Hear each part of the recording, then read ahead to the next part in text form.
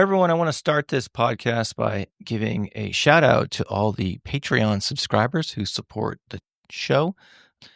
But weirdly enough, I'm doing so, and they won't be able to hear this because when you get the Patreon subscription, you just get the conversation itself. There's no introductory comments, no ads, not even the theme music. You just get the podcast itself, just the conversation, and you get it before everyone else. So if you want to learn more about how to do just that, go to patreon.com/behavioral observations, or just go to the show notes for this episode over at behavioralobservations.com.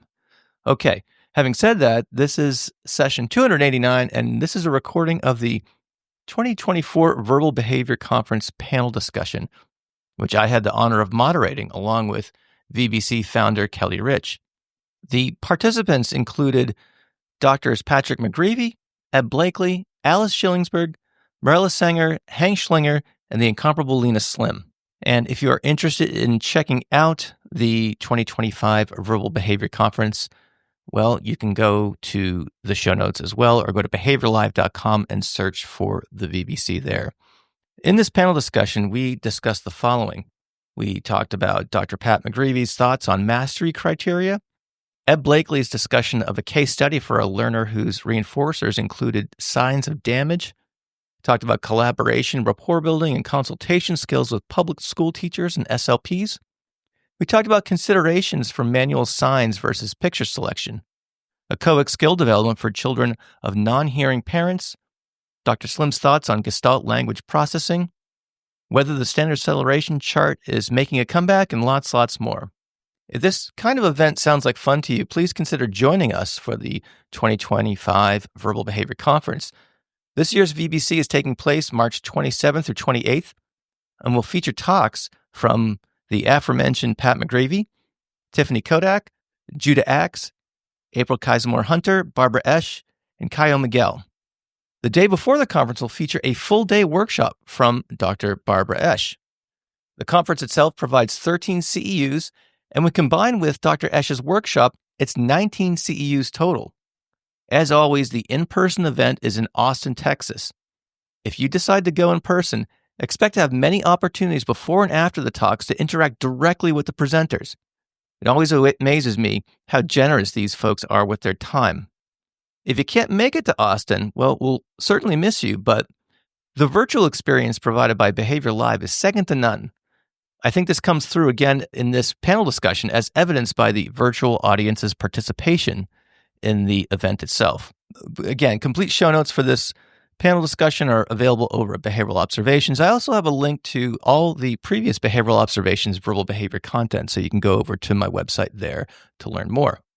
Before we get to the panel discussion, though, this podcast is brought to you by Behavioral Observations CEUs. That's right. Get your CEUs while you're driving, walking the dog, doing the dishes, or whatever else you might have going on, all while learning from your favorite podcast guests.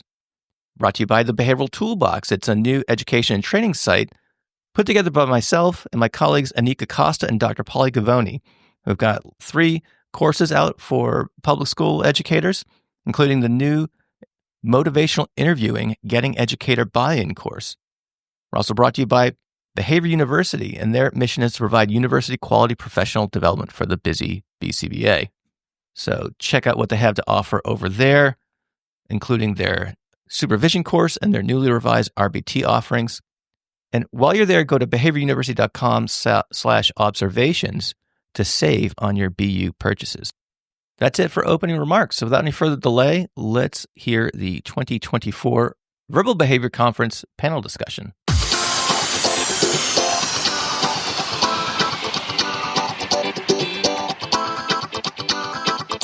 Welcome to the Behavioral Observations Podcast, stimulating talk for today's behavior analysts. Now, here's your host, Matt Sicoria. All right, welcome. Can everyone hear me okay? Get the thumbs up out in the back. Thank you. All right. My name is Matt Sicoria from the Behavioral Observations Podcast, and it's a privilege and an honor to moderate this panel discussion. This is the 4th year I've been able to do this, and it's always great fun. It's a little hard, though, because we had to follow, again, Dr. McGreevy here, which we managed to do just about every year. And I still don't know how we managed to pull it off, but we've got a lot of fun questions here. And we're going to do this just like we've done previously. We're going to kind of bounce back and forth the in-person and what we'll call team online. And I got to tell you, the team online folks have a good head start. I've been monitoring the chat all day, and they've got lots of good questions. So we want to see who can ask the most questions here. So we'll just kind of bounce back and forth. So the one thing I'd like to just to kind of piggyback what I was just saying just a second ago about having to follow Pat. I think one of the things I'd be remiss if I just didn't share this remark that came through in the chat. It's not a question, it's a comment. And it's from someone attending remotely named Aria. She said, as a BCBA working with more severe needs kids and a single parent of a 7-year-old nonverbal child, I'm so deeply grateful for your work. And she was, of course, referring to you, Pat. So just wanted to share that. So it's good place to start off. So yeah, that's right. Let's give Pat a good round of applause here. So what we'll do is, do we want to start? Who's got a question here? If we don't have a question here in the crowd, and also this Q&A session is going to be a little shorter, so don't be shy, or else we'll run out of time here. So, do we have an in-house question? All right, then we'll go to the online. Oh, you got one? All right. Hi there. My question is for Dr. McGreevy, and it relates to whether or not he thinks we should be having mastery criteria at all for the skills we teach. Because that was very interesting, the 80% and the 3 out of 5. I love that. But what can we replace this with to appease funding sources who want to see progress? Do you want to try? So tell me if I got this right. What kind of mastery criteria do you recommend if we don't use percentage? Can you hear me? No? I can't hear you very well. Sorry. He's asking. Yeah. Okay. Just checking. It's getting bad, but not that bad. She's asking if we're not going to use 80% over a couple of days mastery criteria, what would you recommend to use in its place, particularly to satisfy funding sources? So insurance? Well, it would have been easy to answer if you hadn't said funding source at the end. It would have been a lot easier to answer. Did I understand? Is on? Can you hear me? Okay. No, then I remember asking Ogden that very question, because in the latter part of my 1.5 years worth of courses with him, I was doing some part-time work in the schools. And so I was, to get myself through school. And I asked him that. And he and Jack used to both do the same thing. He'd say, you know the answer. If they didn't say, what would Skinner say? They'd say, you know the answer. That's how they'd answer my question. And I said, okay, I think what you're probably saying is the answer is write in percent. Don't change that. Don't fuss with the funding source. Teach beyond the 80. Leave it at 80 and teach beyond it. And if you're in a public school, same thing. If they insist on 80, leave it at 80, but you teach beyond it. That's the easiest answer I can come up with.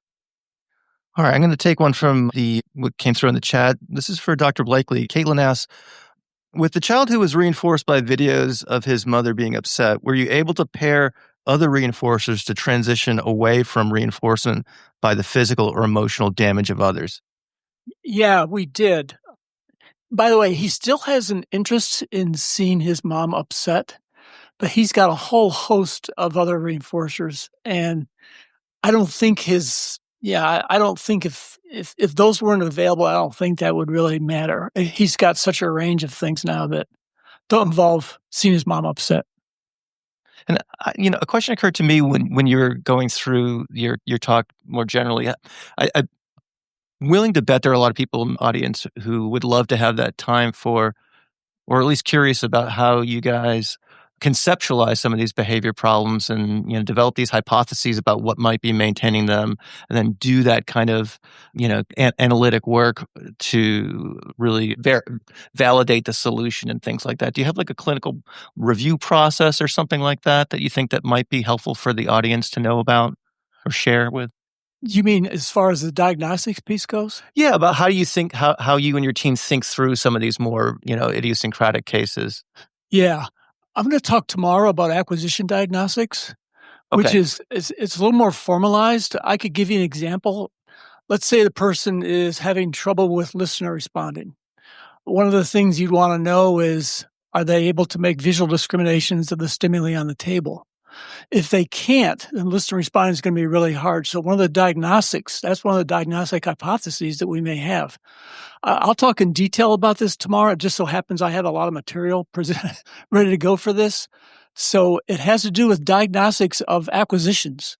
And I think we have diagnostics of problem behaviors, but do we really know how to diagnose problems, why a person's not learning a man, for example? What could be happening? What do you do about prompt dependency? We've got some diagnostic tools for that, which I can talk about tomorrow, if that's okay. Sure. Yeah, do that and maybe save that question for then. Okay. Sounds good. All right. Do we have an in-house question? All right. Well, while you guys think, we got one right there. Let's get a mic over to you. Thank you. Hi, my name is Hinda. It's going to be a general question regarding data because I've been working in a school district for about a month and I'm so stressing about the data. I don't get data. So I sometimes I gave the teacher simple thing to fill out and they do not follow through. So I don't know, how can I make a decision since we are BCBA, we need to get our decision using data. So that's very stressing me out. And sometimes I feel, am I in a right position? Should I quit? What should I do? We have to have a data. I know that we're because I sometimes find myself, I'm not a BCBA, I'm a consultant. Only I go to the classroom, observe, talk to the teacher. I feel like the teachers only need somebody to listen to them because she'll talk in a circle. She'll go from student to other students. And then by the end, she'll start crying from stressing out. And I feel I'm not doing an actual BCBA job. It's more as a consultant or just a counselor. So I just want to, it's just as a general question. And going to be thankful if any of you will give me an advice. Thank you. Does anyone want to take this? Well, I have some thoughts too. I'll add after. Is this working? Can you all hear me?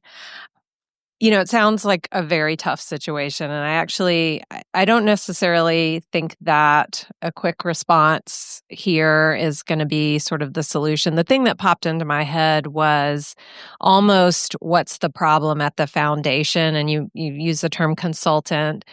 A lot of times I think BCBAs don't either get the support or even the formal training in collaboration and consultation skills. And it's not a you problem, but it's that there is something about being able to team with others that potentially there are some foundational things between understanding the roles, what's the teacher's role, what's your role, where's the administration in this and that type of thing. And I don't know if others have comments sort of on successful collaboration in a school, but it is a unique skill set. And there just are a lot of variables that I think are going to exert stressors onto that relationship.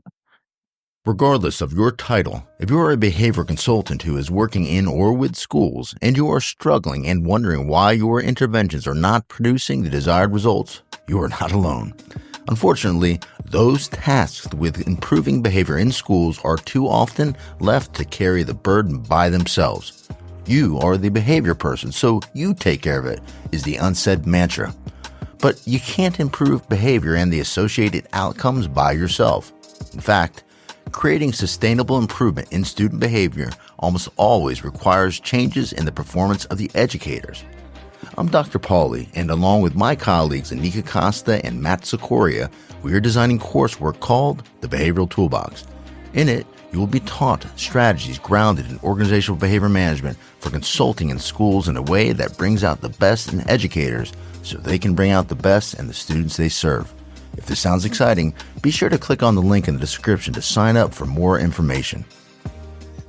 I'll add a couple of thoughts on that because I consult the schools, and my day job. One of the things you'll want to think about is the response effort of the data collection system compatible with the time available to the teacher. Sometimes we as consultants, the person walking around with the visitor sticker on, it's easy for us to sometimes think our data collection system that we've designed is indeed compatible. So that would be like, I'm just going through like a mental checklist of things to think through. So that would be definitely one. Another thing would be if you've satisfied that, if you've really simplified it down, and sometimes that involves compromises, you sacrifice maybe a little bit of precision for consistency or vice versa. Maybe you just need to observe short periods of time just to really understand what's going on. It just obviously depends on the clinical problem that you're trying to solve. There's also some interesting things that I've started to learn about recently from the motivational interviewing literature that could be worthwhile checking out. That's obviously way beyond the scope of the time that we have here, but some of those resources are starting to become more available in the behavior analytic community.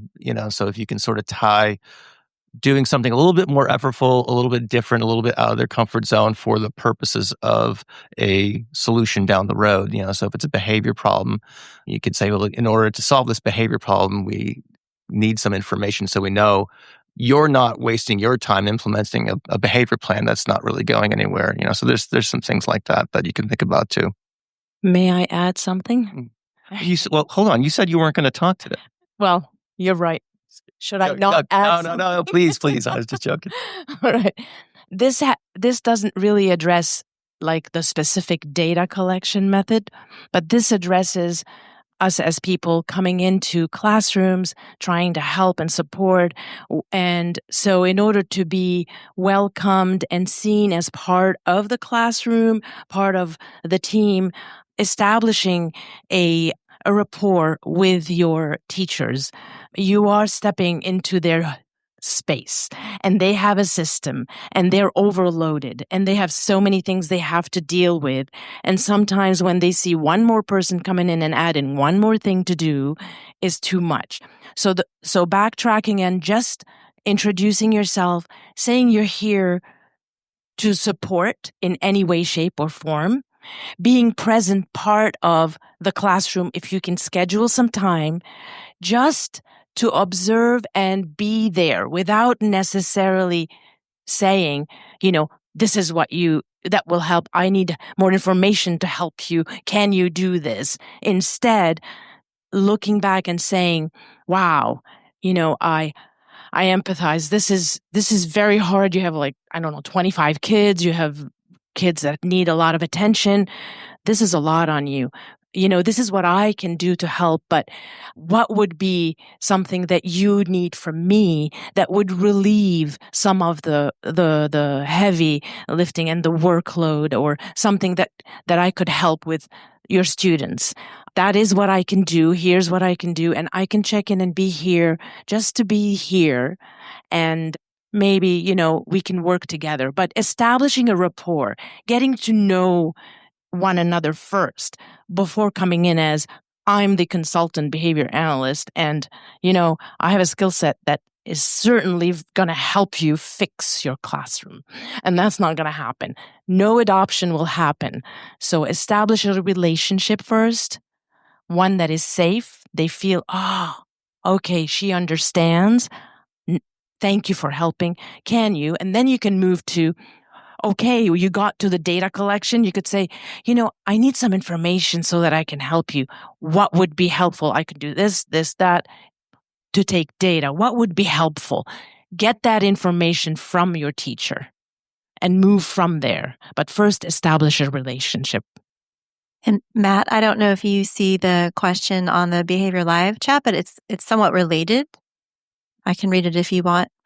It might be a good time to... Yeah, could you do that? Yeah, sure.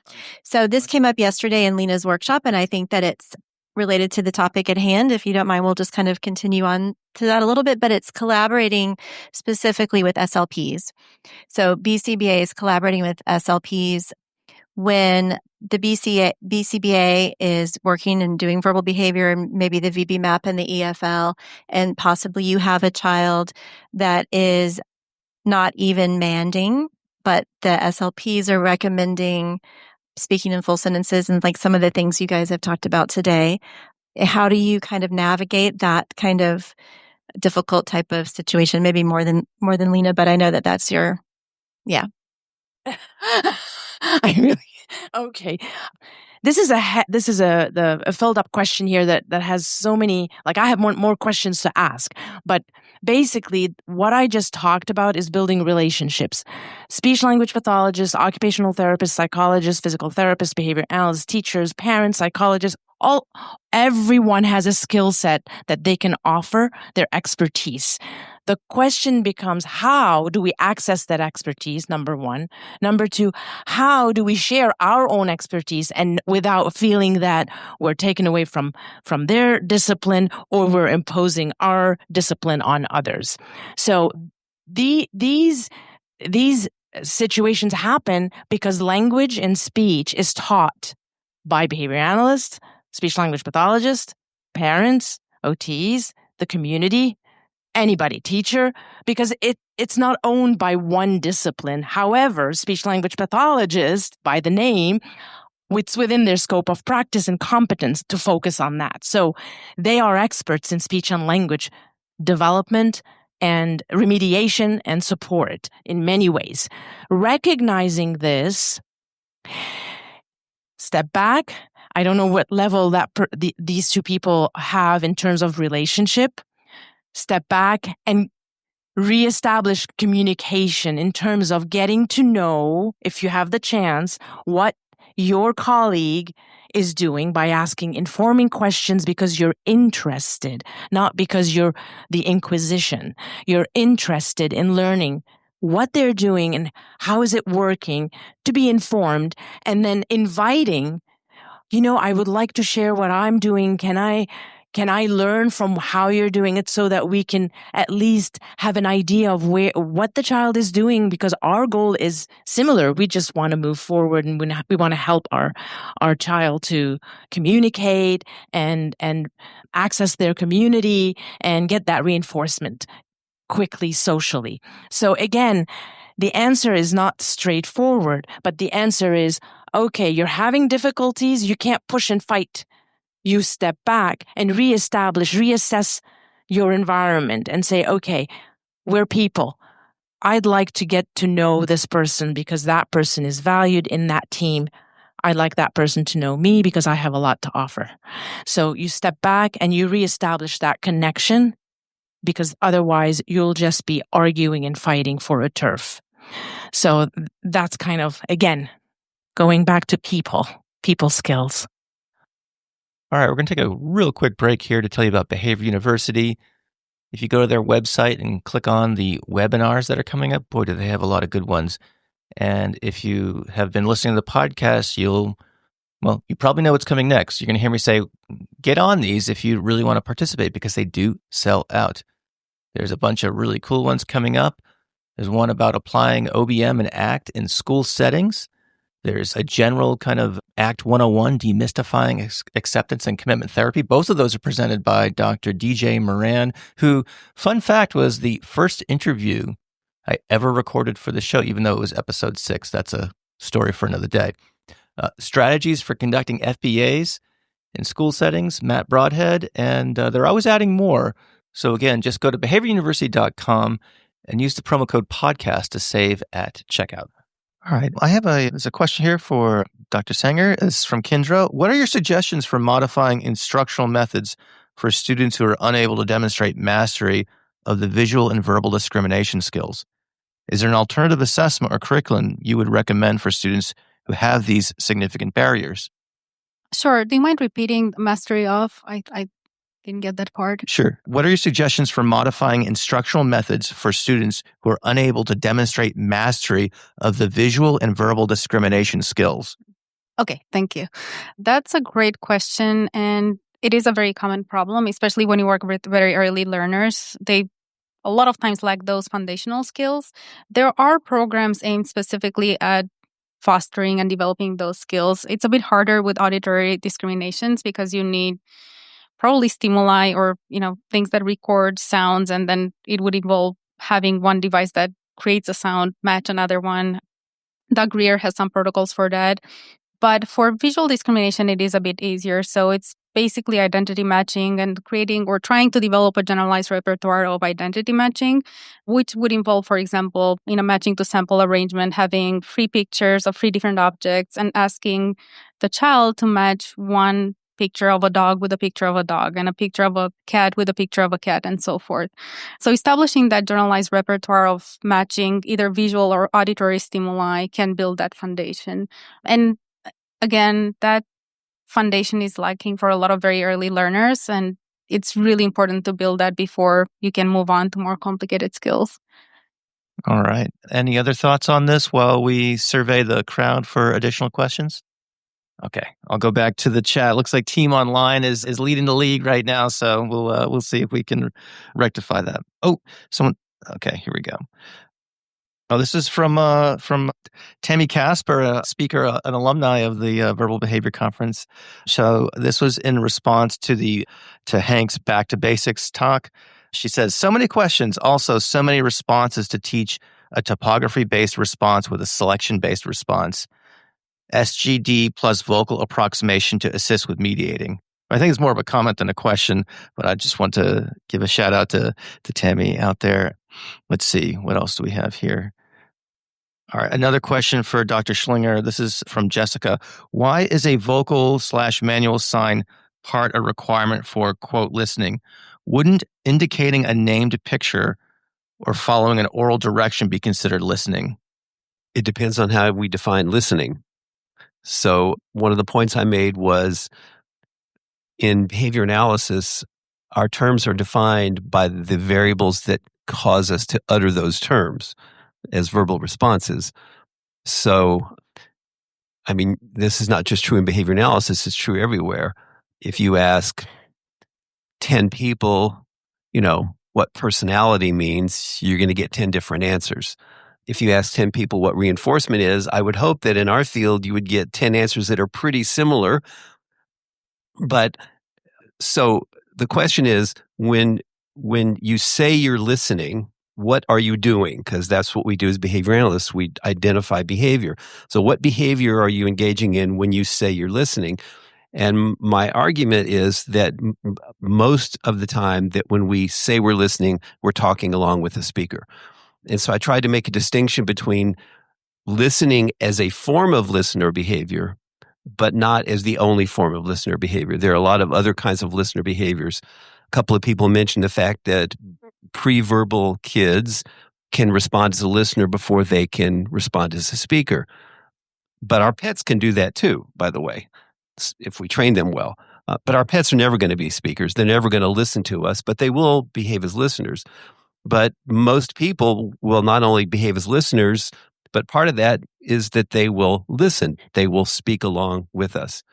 And again, the only argument I can use is when you're not listening to whomever, what are you doing? When you say, oh, I wasn't paying attention, or I didn't hear you, or would you please repeat that? What were you doing instead?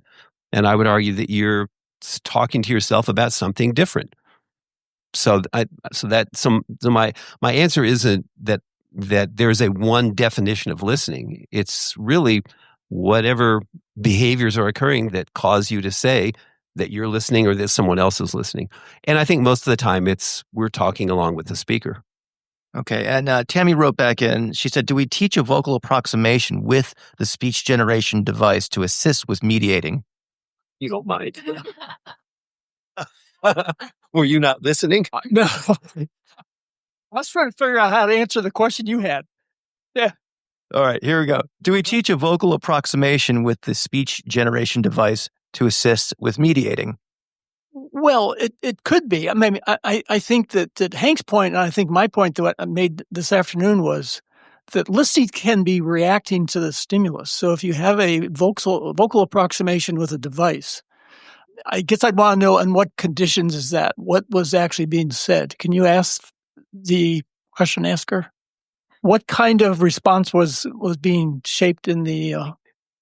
Yeah, and teach vocal approximations along with it if the learner's, able to do that. Yeah, well, I think actually we're doing some research in our clinics, And we found that because these devices utter things, sometimes we see echoic behavior develop without explicit training.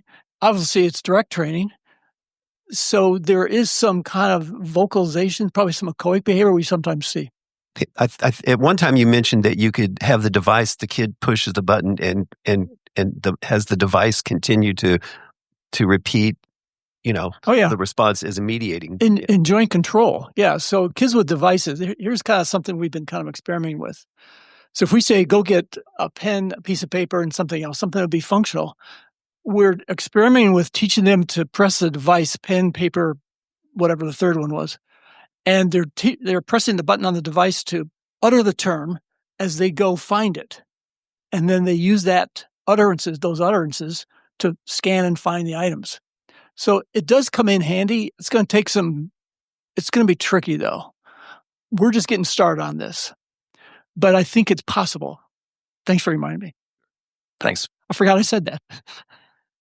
All right. This is another question. This is from Kalani, and this is related to the first talk of the day. Do precursors for echoics still occur with hearing children who have non-hearing parents and caregivers? Yes. Yes, they do. The precursors to, babbling, cooing, babbling occur in all neurologically, healthy kids, whether their parents are hearing or not. The problem with two non-hearing parents having a hearing child is that the child, even though the child will start babbling, the child will not have the advantage or the luxury of hearing a lot of speech. So then I assume that in that case, the parents would have to arrange for a lot of other opportunities for those kids to hear speech in order for the automatic shaping of babbling and canonical babbling and things like that to come about. My question has a little bit to do with the correlation and collaboration between SLPs and behavior analysts, but it also is just because I have verbal behavior heroes sitting in front of me. So I wanted to kind of get y'all's take on Gestalt language processing and how we can move from traditional verbal behavior training of, tact, listener responding, intraverbals to a more natural language acquisition approach. Wow. All right. I'm not going to go in depth, but I just have to say, okay, Gestalt language processing is a word and a term that people are utilizing and calling it a therapy, an intervention, a language approach, and all the above. And if we understand what it is in chunks of words for learning, it is chunks of words. For learning, that's another question. There is no rigorous evidence-based research in support of GLP as in teaching or intervention, okay? It could be considered, and I know whoever's listening might not like the answer, but that's what it is. So GLP is just how kids might use language chunks, and I'm not going into details, to communicate. Now, we as speech trainers, language instructors, social skills, whatever you want to call it, we're instructors, we're teachers, right? We are teachers, that's it. So we have the best evidence as to how to teach.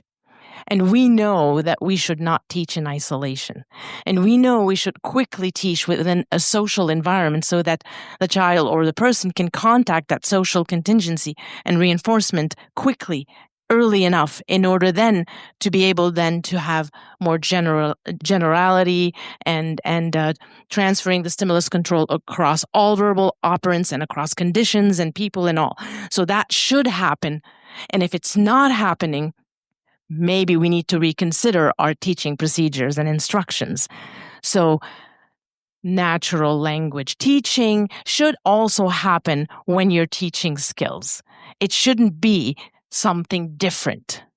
Okay? So it's not It's not about let's use Gestalt language processing as an intervention versus something else, because that is not a teaching procedure.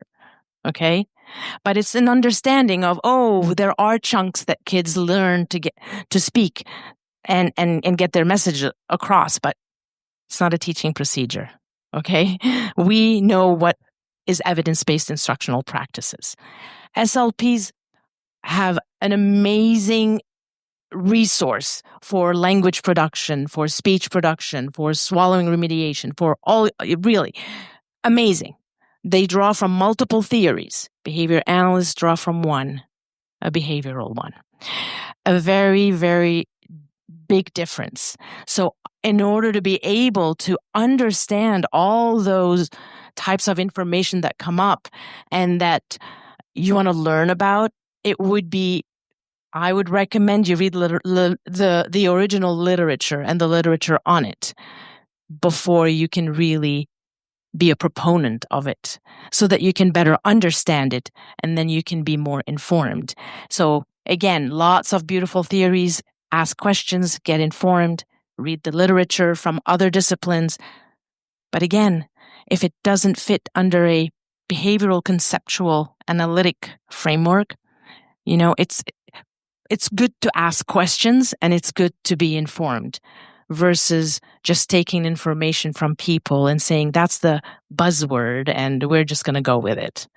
I'm sorry for those who got offended out there, but we just follow the evidence. Hey everyone, as a BCBA, meeting your continuing ed needs can be challenging at times. That's why I have made selected episodes of the Behavioral Observations podcast available for Type 2 continuing education credits. That's right. You can meet a portion of your professional development requirements on the go. Currently, we have CEs for topics including functional assessment, ethics, and supervision. Come learn from podcast favorites such as Greg Hanley, Pat Fryman, Mark Dixon, as well as many other amazing guests. For more information, head on over to behavioralobservations.com/getCEs. This made me think of something. I think that was such a great response, but I think this direct instruction is not necessarily discrete trials. I think as behavior analysts, especially when teaching verbal behavior, we should strive to combine that when it's needed with more naturalistic approaches and incidental teaching. So I think in that respect, our instruction, especially when working with very early learners, should be much more naturalistic and incidental and, rely on motivating operations. Hello. Question, obviously. Do you see a trend in utilizing standard acceleration charts more than we should be? Because we learned it in school and in that light blue book, but I personally have not used it in practice. Do you see a trend in increasing that in everyday practice and moving away from like percent correct and percent independent? Yeah, she wants to know about the standard acceleration chart. Oh, so she's asking if you're seeing an increasing trend in the use of standard acceleration charting, even though many of us probably learned that in school, that we don't see it as often. I wished I could tell you. I wished I could tell you there's been an increase, but I haven't seen it. I continue to be hopeful. I have, just as of a couple of days ago, asked some of the senior people in the charting movement to join me in putting together a little conference to sort of, re-energize the whole topic. So far, everybody's on board. And there's so many aspects of the chart that most people don't understand. They don't understand that they're not familiar enough with the data. They don't understand that you can project in a straight line on the standard chart very accurately, but you can't on a hand-drawn chart. And most people don't understand that. See? And if they did, I think that would help. Now you can chart by simply punching numbers in, and a program will chart for you. So you don't even have to learn how to drop the dots. You can do it electronically. People don't understand that it's easier to compare data from one kid, from one task to another on the chart than it is on other charts. And then there's just a fundamental misunderstanding, not a misunderstanding. There's a fundamental acceptance of the fact that in behavior analysis, our charts are variables. They are. And that's not the way the science started. The cumulative record was not a variable. It was a standard. And so every time you look at a chart, you have to look closely at the scale. First off, to see whether it's percent or frequency rate or whatever the hell it is, percent of intervals and all the other stuff. First, you have to see that. And then you got to figure out, well, does a dot going up this much, is that really change? Or is that mostly a function of how it was drawn? There's just no way to do that. And one last comment, and then I won't belabor it. You asked the wrong person this question, because I could talk about this for hours. We struggled. Most of the precision teaching community measures fluency with frequency. Most of us call it frequency, or most other people call it rate. Okay? It's essentially the same thing. And so most people in precision teaching measure fluency by number per minute. Okay? Now, the problem is that's not really feasible if a response can't be repeated one right after the other for a short period of time. That just isn't feasible. So if I'm trying to get somebody to come over when their name is called, I can't say, "Come here, Janet." She comes over, go back over there and try that again. Go back over there and try that again. Go back over there and try that again. And so how many times? And then even if I did that, at the end of 2 minutes, I say, well, she did it 6 times in 2 minutes. What would that mean to anybody? It wouldn't mean anything to anybody. So what? So what we've come up with is a way to do fluency with a single response. And it's a dimensional quantity. It is latency and duration added together, which is what you eventually want. When you ask somebody to do something, you want them to start right away and finish within a short period of time relative to their skills. See? And a lot of people don't understand that yet either, because it hasn't been around long. And then the last piece, and we'll shut up, is we've developed a reorganization of the lower half of the chart. Now, understand, it's not a different chart. All it is a different frame. The data points occur in the same exact places. The integrity of the chart isn't compromised at all. I would never have that, right? Now, but as you know, on the lower half of the chart, there are decimals.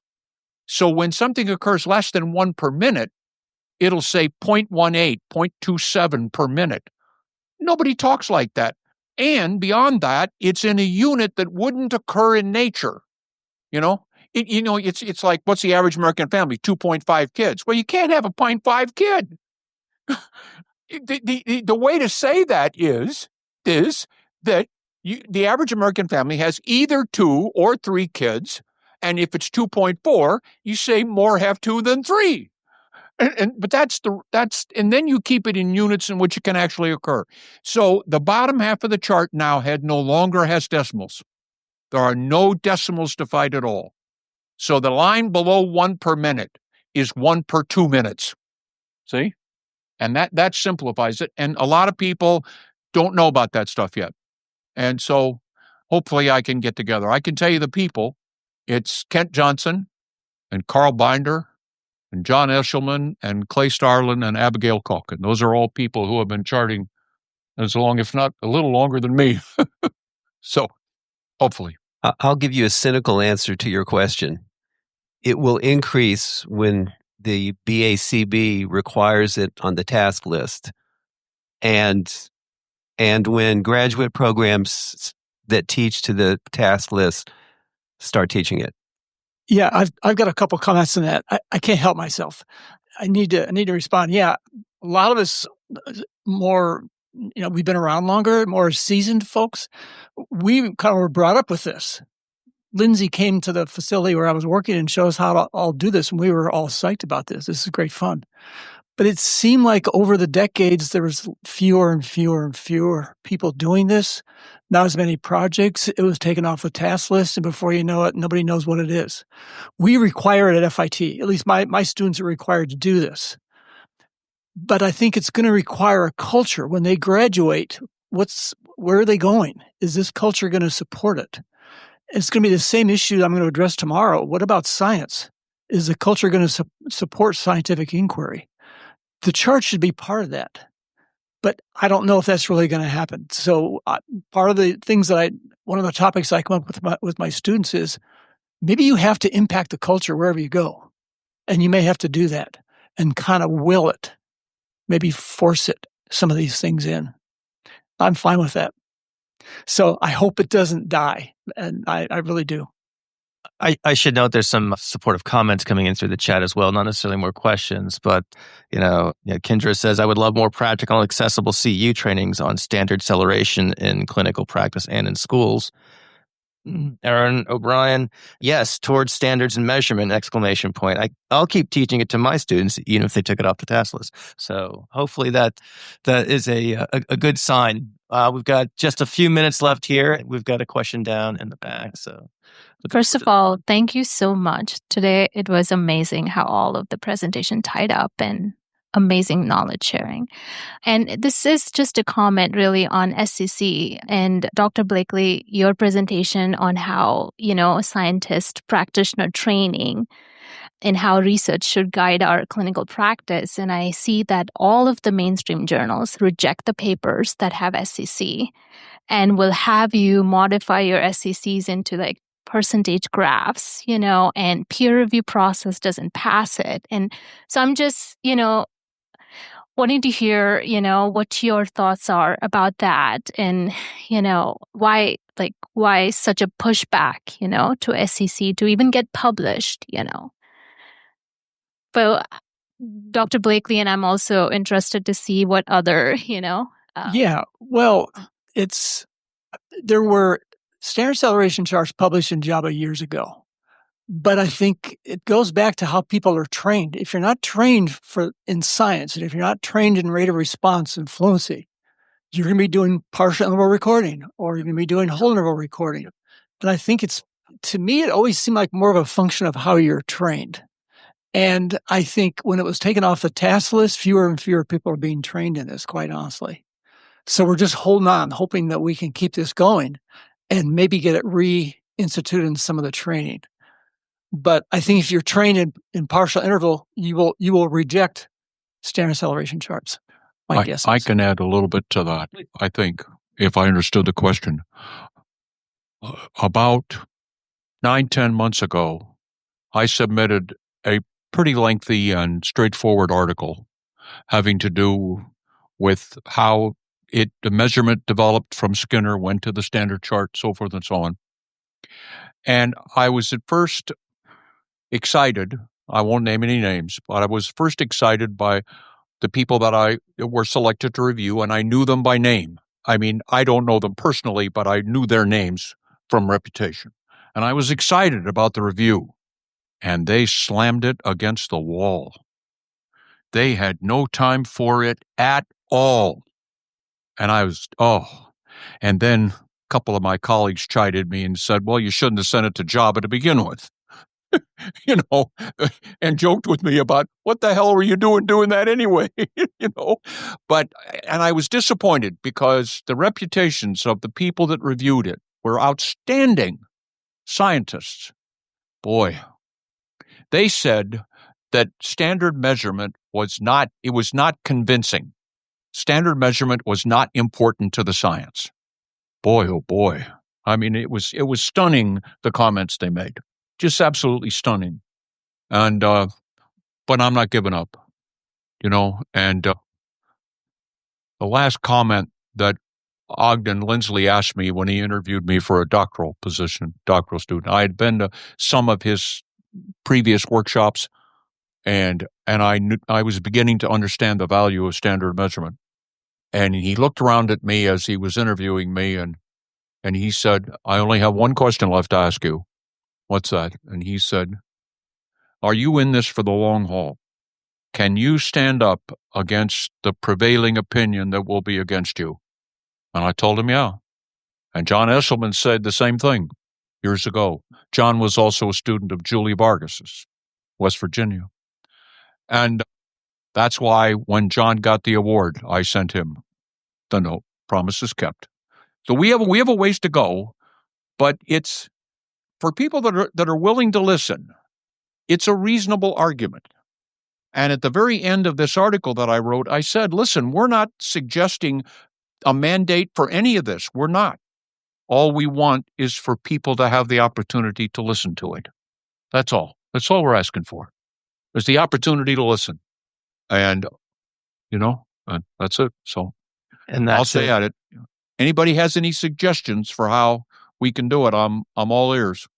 So, and maybe if you guys come to the happy hour later, Pat can share some of those comments that people made on that paper. So maybe we can twist his arm. No. But in the meantime, thank you guys very much for an awesome day of talks. It's now time for our musical treat here.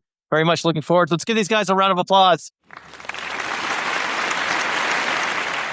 Well, there you have it. That was the 2024 Verbal Behavior Conference Speakers Panel.